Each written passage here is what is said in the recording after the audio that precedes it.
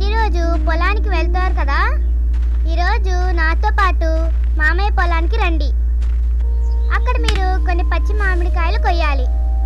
ఈ సీజన్కు సంబంధించిన మామిడికాయ పచ్చడి నేను ఇంకా పెట్టలేదు. ఈరోజు నేను అతన్ని పొలానికి వెళ్ళవద్దని చెప్పా. అందుకే ఆయన మొహం చిట్లించుకొని కూర్చున్నాడు. చూడండి, మనం కోస్తుండగానే మామిడికాయలు అప్పుడే పసుపు రంగులోకి మారడం మొదలుపెట్టాయి.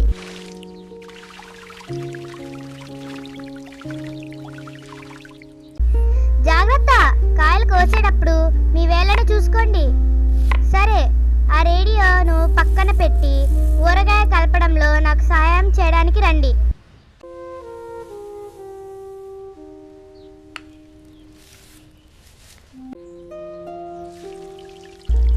అంతే, పని పూర్తయిపోయింది. అతను సహాయంతో ఈ ఊరగాయ పచ్చడి సిద్ధమైంది. ఇప్పుడు అతని ముఖంలో సంతోషాన్ని నింపడానికి నేను వేడివేడిగా కొన్ని పూరీలు చేయబోతున్నాను.